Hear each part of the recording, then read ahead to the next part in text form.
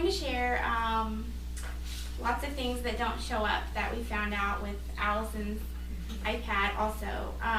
But we use Yahoo Calendar at home for organization. It's super easy to share. It's super easy for you to access anywhere, and you get email reminders all the time of all the things you don't want to miss. And this is a shot of what it looks like on your computer, and then if you want to print it out, put it on your fridge, put it in your child's backpack, whatever. You can just print it out, take it wherever you can't access your computer, have it visual, a visual aid on your fridge so you see it all the time.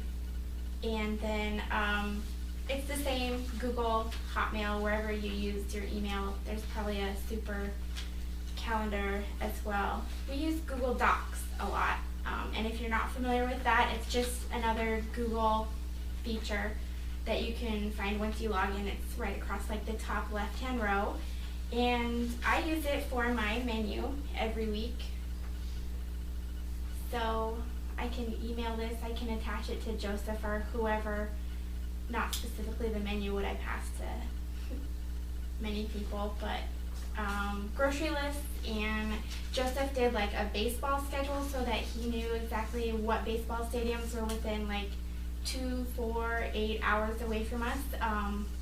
And he shared that with at least me, but I know you can send it back to the West Coast where our family and friends are.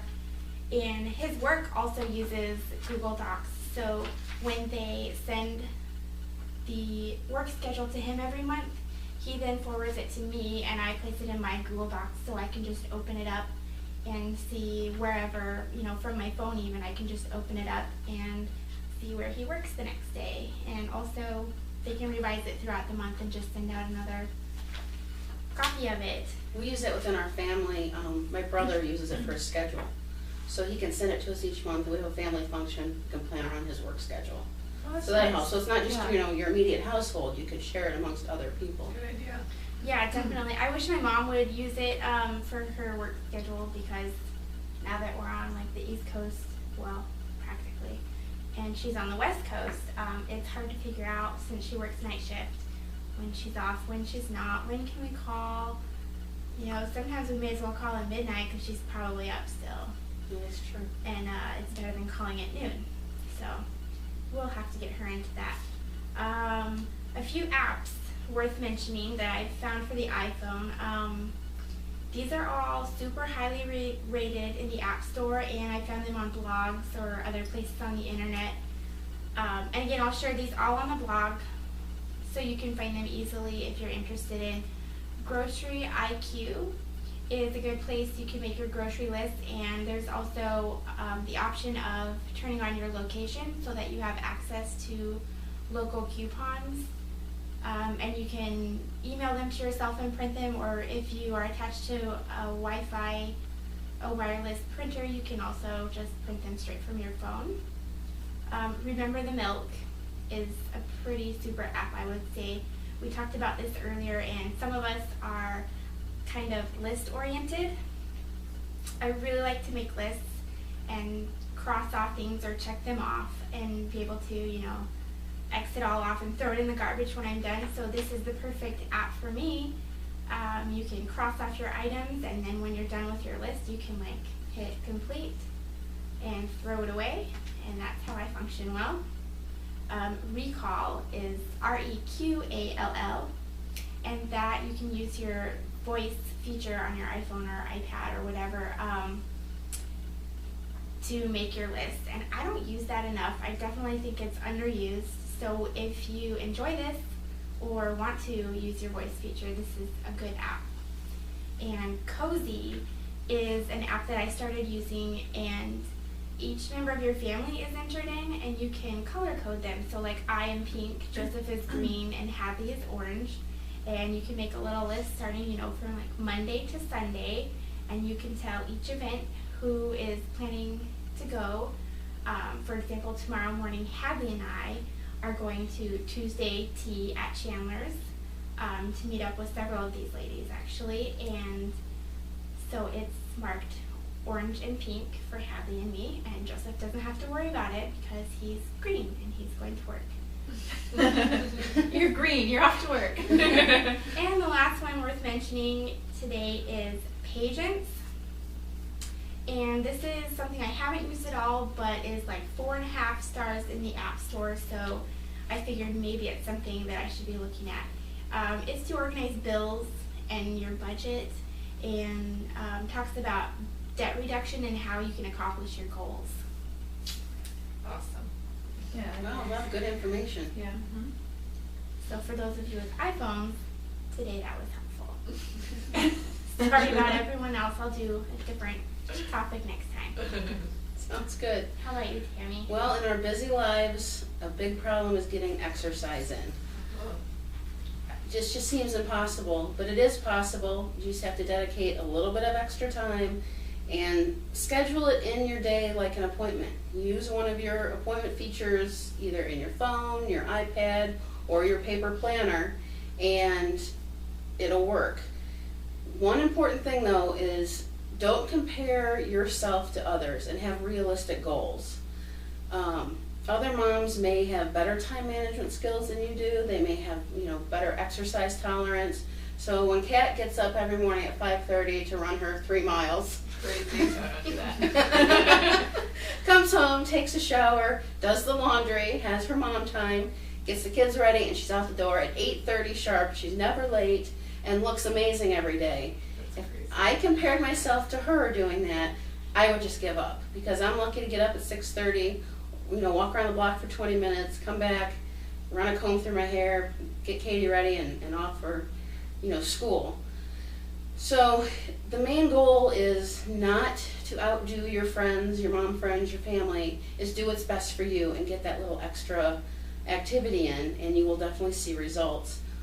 One thing that's great is to buy a pedometer, and you can buy those at different stores around town like Target or online at Amazon, and they start at about $3, which is pretty affordable even for us that try and watch what we're spending, to over $50 with all these bells and whistles that you will probably never use anyway.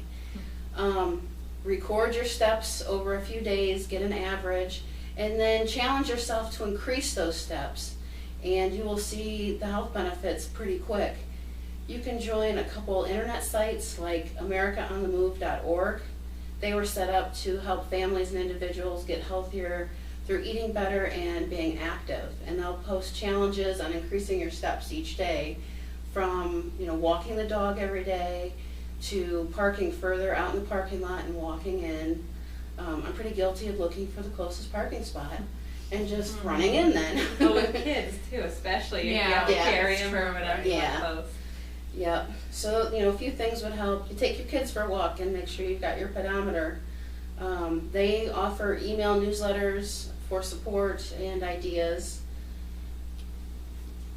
One thing you can try is getting up just a little bit earlier in the morning, maybe start out 20 minutes. And they say it takes 21 days on average to change your routines. So give it 3 weeks, push through the tiredness, get up, go out there, work out. If you did 30 minutes extra a day, just during the week, not on the weekends, for the first month you'll have 10 extra hours of exercise that you didn't get the month before. Wow. So that's better than nothing. Yeah, that's good. And then start increasing it after that and see what happens. Take your weekends off, and it's like a little break and a treat. Still get up earlier, but don't sleep in as long. And wear your workout close to bed. If you don't like getting up in the morning, this way the alarm goes off, you shut it off, you roll out of bed and take off and get your workout in. It sounds really silly, I know. First time I heard that, I was like, ew. But now if you wash them after you use them, it'll be okay. Keep some workout equipment near you, either at work or around the house. One thing is to keep an exercise ball. Sit on it when you're at work, or when you're in front of the TV at home, or even eating dinner. You're going to work your core muscles, and your body's going to work harder to keep you stabilized, and you'll be burning calories while doing nothing but sitting, you think. And then if you get a break, you can do some sit-ups on it, do some push-ups, close your office door if you're at work, because people might think you're a little silly, or keep weights by the couch, and you can do your arm exercises, and you don't have to keep anything fancy. You just get regular hand weights keep them there, work out your arms, and while you're watching the middle, you can accomplish something that normally you'd take extra time out of your day. You can work on your middle while you're watching the middle. Yes, very good. Keeping track of what you do helps you see how much you're accomplishing. You know, that way you can look at it and say, wow, I actually did this. Nexercise is an app that got great reviews. It's on the iPhone and Android. It allows you to track your workouts. You earn points, and then they give you silly little medals, and you know, you feel like maybe you're getting something. They've got like online chat rooms where you can chat with other people that are doing it, and they will even count housework as exercise on there. Now, I wouldn't count just a regular vacuuming, dusting, because you do that every day. It's extra stuff like scrubbing your walls or like scrubbing down the fence in front of my house. The extra stuff is what will boost your metabolism, so I would count that housework for sure. And that's really all I have this time on time management and exercise. We appreciate everybody tuning in. I think we all had fun with this. Yeah, this was fun. definitely. A lot of good information. Yeah, thank you for joining us. And have a great week. Bye. Bye.